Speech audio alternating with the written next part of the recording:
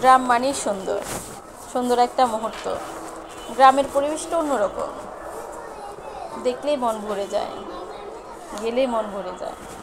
অসাধারণ একটা পরিবেশ, যেখানে থাকে নিজের ছোটোবেলার স্মৃতি, সব কিছু অল সব কিছু ভালো লাগার ছোট ছোট মুহূর্ত, আমাদের ভাই বোনের দুষ্টামি, হিংসুটি, ঝগড়া, একজনের থেকে একজন একটা জিনিস কেড়ে নেওয়া, দৌড়াদৌড়ি, ছুটাছুটি, কত কিছু, সব কিছু মনে পড়ে যায়।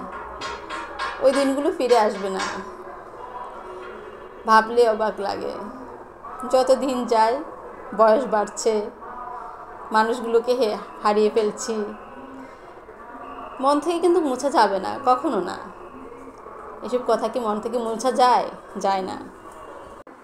আমরা এখনও সবাই যখন একসাথে হই খুব আনন্দ করি, খুব হইচই করি, খুব সব চটপটে স্বভাবের আমি ছিলাম ছোটোবেলা থেকে। এখনও এত বড় হয়েছি, বিয়ে হয়ে গেছে, বাচ্চা আছে, হাজব্যান্ড আছে, কিন্তু আমার এগুলো কিন্তু একদম কমে নেই, আগের মতোই আছে। সবাই আমাকে বলে, তুই কি বড় হবি না? যাক না, সময়টা এইভাবে ভালোই তো যাচ্ছে। দুদিনের এই পৃথিবী, সুন্দর করে হেসে খেলে না গেলে হয়। আর এখন ফেসবুকে আসছি, এখানে তো কত ভাইয়া আপু সবাই জুটে গেছে, এখানে অনেক ভালো লাগতেছে। গ্রামের কথাগুলো মনে পড়ে। আর এখান থেকে যদি বিদায় হয়ে চলে যায় ফেসবুক থেকে, এদেরকে অনেক মিস করব। জানি না কবে কতদিন থাকতে পারবো, কি থাকবো না থাকবো না সেটা বলতে পারছি না। এভাবে মিস করব যদি বা চলে যাই। সবুজ ঘাস, এই সব কিছু মিলে অসাধারণ পরিবেশ। সুখ দুঃখ নিয়েই পৃথিবী, তাই না? দুঃখটাকে আড়াল করে রেখে আনন্দটাকে নিয়েই বাঁচাটাই আলাদা। কেন এত দুঃখ নিয়ে বেঁচে থাকার কি দরকার? কোনো দরকার নেই। যার যেটা ভালো লাগে সে সেটা করাটাই বেটার।